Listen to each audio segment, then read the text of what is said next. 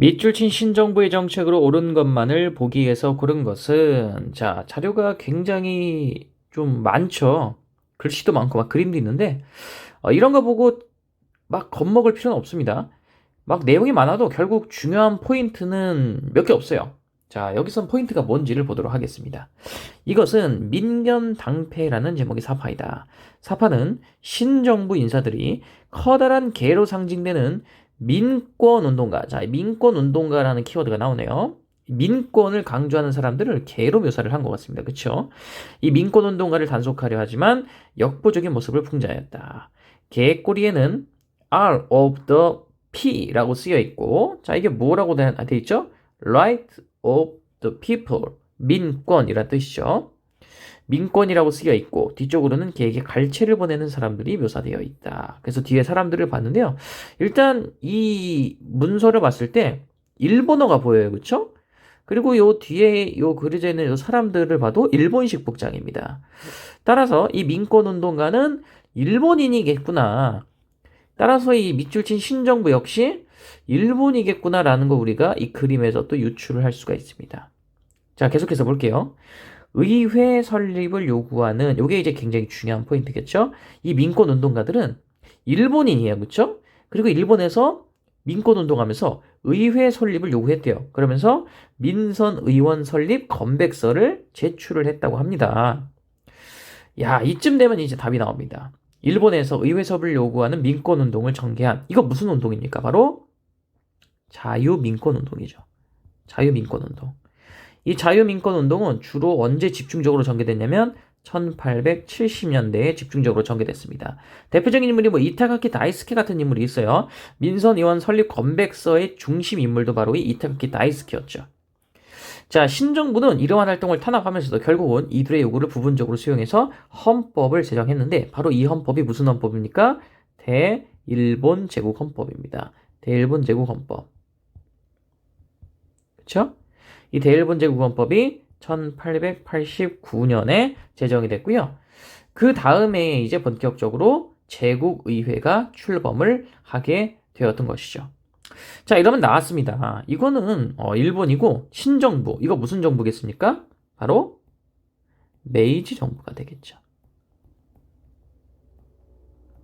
자, 근데 이 문제는요. 이 메이지 정부가 추진한 자유민권 운동에 대해서 묻는 것이 아니고 이 메이지 정부의 전반적인 정책을 묻고 있는 문제예요. 그렇죠? 그러니까 이 메이지 정부가 추진했던 여러 가지 개혁안들을 묻는 거겠구나. 혹은 이 메이지 정부의 대외 정책을 묻는 것이겠구나라고 우리가 짐작을 할 수 있겠죠. 자, 그럼 같이 보기를 보도록 하겠습니다. 기억. 미이라 친조약을 체결했다. 야, 여기 일본어 쓰여 있고 말이야. 이거 일본에 대한 얘기 같으니까 기억은 정답일 거야 라고 생각하면 절대 안 됩니다. 기억은 아니에요. 이거는 메이지 정부 정책 물어보는 문제에서 진짜 거의 빠지지 않고 나오는 함정 선지입니다. 미일화 친조약 내지는 미를수 통상조약. 이거는요. 이거 메이지 정부가 아니고 어딥니까? 이거는 에도 막부예요. 에도 막부. 이건 에도 막부가 무너지기 전에 체결한 조약이잖아요. 메이지 정부가 아니기 때문에 정답이 될 수 없습니다. 그렇죠? 정답 아니에요. 자, 니은 보겠습니다. 베르사유 조약 조인을 거부했다. 요거는 메이지 정부가 아니고요. 이거 어딥니까? 중화민국 정부죠. 근데 그냥 중화민국 정부라고 쓰긴 좀 뭔가 아쉽고요. 중화민국의 군벌 정부라고 보시면 됩니다. 국민당 정부가 아니에요. 국민당 정부 아니고 위안스카이 정부도 아니고 위안스카이 사망 이후에 군벌 정부. 이게 이제 배경이 된 게 오사운동이었죠. 오사운동에서 굉장히 중국인들이 이 베르사유 조약에서 산둥의 이권을 중국에게 반환하지 않고 그대로 일본이 가져간다라는 것에 이제 열강들이 동의하는 것을 보고 화가 나가지고 오사운동을 막 전개를 했고 이것 때문에 이제 중국의 당시 군벌 정부가 베르사유 조약 주의는 거부한 거죠. 네, 물론 뭐 그렇다고 해서 일본의 산둥반도 이권이 이제 포기된 건 아니고 일본이 산둥반도 이권을 중국에게 돌려준 것은 그 이후에 1921년에 개최된 워싱턴 회의의 결과다라는 것도 같이 참고를 알아두시면 좋을 것 같습니다. 자, 그럼 디귿 리을이 정답이 되겠죠. 자, 운요 사건의 비밀로 조약을 맺었다. 이거 이제 메이지 정부 정책입니다. 여기 이제 1876년이고요. 강화도 조약이죠. 강화도 조약.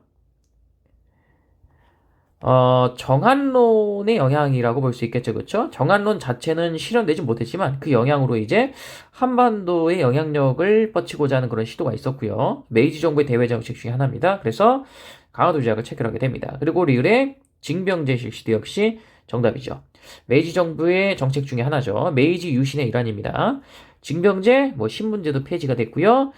각종 이제 근대 교육 체제를 수립하기 위한 노력을 한다든지, 그리고 식산 흥업 정책을 추진한다든지, 그리고 다양한 그 외에 이제 해외 사절단도 파견을 해서 이와쿠라 사절단이 대표적이죠. 메이지 정부가 각종 근대화 정책을 추진했습니다. 릴도 맞는 얘기예요. 따라서 정답은 5번이 되겠습니다. 선생님이 다시 한번 강조할게요. 이 메이지 정부에 대한 정책 묻는 것, 결국 이게 메이지 유신을 묻고 메이지 정부의 대외 정책을 묻는 문제인데, 여기서 오답선지로 이제 요거 에도 마쿠가 체결한 미일화 친주약 내지는 미일 투소 통상주의야. 이거 오답선지로 많이 나옵니다. 헷갈리면 안 됩니다. 1번이라고 무조건 다 일자 들어간다고 다 답이야 이렇게 생각하시면 안 됩니다. 알았죠? 정답은 5번입니다.